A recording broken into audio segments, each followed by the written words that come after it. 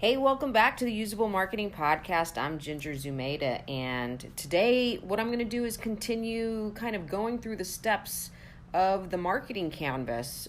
Yesterday, we were talking about messaging architecture and what it is and what it isn't, and if you haven't listened to that, you should go back and listen to it because it's really important in terms of how you maintain or start to have a real brand identity with your customers or your clients.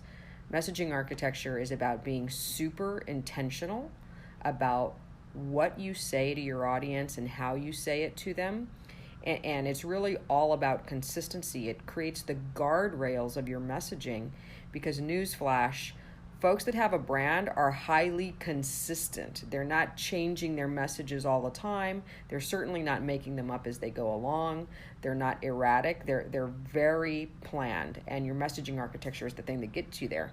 But after you've finished messaging architecture in the marketing canvas, you actually move to an area that's the sixth step, which is called strategic levers. And I wanted to shine a little bit of light on what that actually means because I get a lot of questions about that from folks that listen, folks that use the canvas, and folks that we serve as clients. So the way you should think about strategic levers is that these are the critical drivers of your business or of your marketing, right? And they have a really good fit or alignment or correlation, I should say, with step 9, which is your KPIs or your results targets that you're looking for. So here's sort of an analogy to think of strategic levers, right? So you're familiar with there's causes and effects, right? And so strategic levers think of the same analogy of like there's the critical drivers and then there's your KPIs, right? Cause, effect, critical drivers, or strategic levers, and then there's your KPIs. And a good analogy is to think about losing weight or gaining weight, whatever happens to be the thing that you're trying to do or have tried to do in the past, but everybody gets this analogy, right? So when you step on the scale, and by the way, this is a great analogy that the amazingly awesome Keith Cunningham, look him up, he's so cool, such a great mentor, talks about. When you step on the scale and you get your weight, that's the KPI. That's the result, right? That's the result of all of the things that you've done prior to that. But your critical drivers or your strategic levers are the causes of that result. So it could be diet, it could be exercise, it could be genetics, whatever that happens to be. Those are the critical drivers that resulted in that number on your scale. So when we think of strategic levers, what we're really trying to figure out is what are those critical drivers that are going to get me to the result that I need to get to, all right? And here's the thing. You need to measure your progress against critical drivers as much as you measure your success in terms of those final results, or you benchmark your success in terms of those final results. So what could strategic levers be? Well, on the marketing canvas, one of the ways that we think about strategic levers is the purchase journey or the sales funnel, depending on how you learned it. It's kind of the same thing. Your customer is going to go through stages with you of that gets them all the way to purchase. And what's going to happen is some are never actually going to come into your funnel. Some are going to come into the top of the funnel, but never move on or even fall out of your funnel. And so when you think of your strategic levers or your critical drivers, we like to think about the funnel in terms of, and so the stages of the funnel are awareness. Are enough of your ideal target customers even aware of you? The next thing is consideration. Once they're aware, are they even willing to put you in their consideration set? Are they willing to consider your solution to their problem or opportunity? The next stage is preference. Once you're in their consideration set, they start going into analysis mode in terms of like, Is this the right thing for me? Is this the best option for me, etc.? And so you want to get them through the preference zone. If you actually get preference, then all you need to do is you need to activate them. And that's where they actually purchase. So did they activate or did they purchase? Did they take an action that is going to lead them further towards the purchase? And then towards the bottom of the funnel, you've got things like loyalty and advocacy that are going to keep your customers. So when we think of strategic levers, we actually like to think of them in terms of the funnel.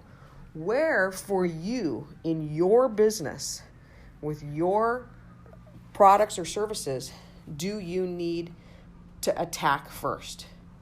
Is the problem first that, and this, let me tell you this, in most cases of the companies that we work with, the biggest problem is right at the top of the funnel. The biggest problem is you simply don't have enough awareness with your ideal target customer, right? Customers can't purchase from you if they don't know you exist. So are you making enough of an effort that with your ideal customer that they know you exist and can even enter your funnel, right? If you're not doing that, then one of the big strategic levers that you need to put onto your canvas or you need to put on your to-do list or whatever it is, however you manage your business, is I need to build more awareness with my target customer, right? So that could be a big strategic lever. If you've got awareness, right, what would be the indicators that you have awareness? You have traffic going through your website. People are actually coming. Maybe you're using SEO, or you're using pay-per-click search, or you're using social PPC to drive awareness, and folks are actually coming to your website. But if they're coming to your website, not getting past page 1, then you have got basically a consideration problem.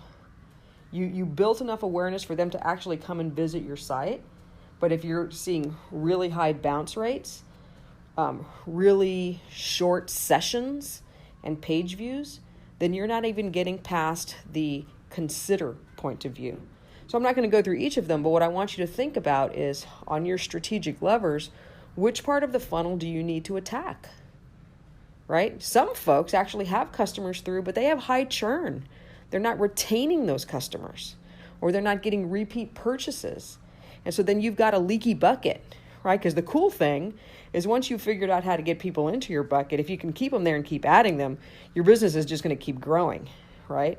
So if you've got a leaky bucket, or you don't even have a way for those customers to kind of re-engage with you after you've made the first purchase, then there might be different things that you need to do. You might need additional products or services or add-ons that actually keep them coming back, right? Because once a customer purchases from you, if they are satisfied, they will usually want the next thing. So you might be needing to ask yourself, what's the next thing that they're going to need to get the highest and best use of what I'm already selling them, right? So think about that in terms of strategic levers. I'm going to give you one other way to think of strategic levers as well. There's the stuff that you do on stage, and then there's the stuff that you do off stage, right? So when you look at the marketing canvas, which is the tool that we use to do strategy with all of our clients, and the tool you should be using as well, of course, there's a geography to that canvas. The right-hand side is all about your on-stage activities. That's how you actually go to market with your customers. And the left side of the canvas is all about your off-stage activities, right? So that's kind of your internal operations or your marketing operations of how you go to market. So what you may find is, let's say, for example, when you're thinking about your strategic levers, you're like, you nailed it. We just don't have enough awareness. We need to build awareness. So the next thing you need to do is, if that's the problem on stage, what is creating that problem off stage? Is it that you just don't have a team to do it? Is it you don't have the training to do it? You don't have the internal expertise? You might need to figure out, well, how am I going to rectify that problem? Am I going to hire for it? Am I going to actually bring, new staff into my company? Am I going to buy the expertise in terms of maybe I'm just going to go hire an agency and they're going to take care of all of your awareness activities? Or you can also rent, right? There's the sort of buy, own hire, rent, or buy, right, in terms of talent. You might want to rent talent to help you with this particular area, which would mean hiring some consultants, right? So the last thing I wanted you to get is there's also the on-stage activities in terms of how you actually go to market, but don't forget to think in terms of those strategic levers of your off-stage activities too. So one thing that you really might have is if you diagnose we need to build more awareness, right? You might alongside that go, and I need to have the team to be able to do that and have the accountability for it. And then how do you measure that? Well, you're probably going to measure it in terms of, well, what awareness activities do you actually need to put in place in order to get that KPI or result you were looking for? And that could be building out your editorial calendar. How many pieces of content are you going to be publishing each week? How much are you investing in SEO? How much are you investing in pay-per-click?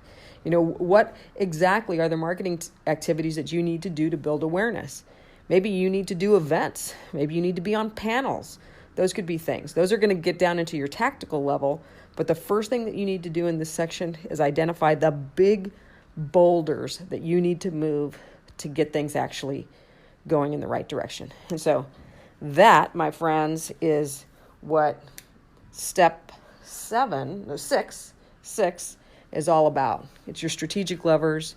Those are the critical drivers that are going to move you towards the result that you're looking for. All right, so there you go. Listen, if you're not using the marketing canvas yet, you know that you should be. Go download it at freemarketingcanvas.com. And I'd love to hear what you guys are thinking about this podcast. Please rate, like, share, do all of that good stuff. And I will see you next time. Happy marketing.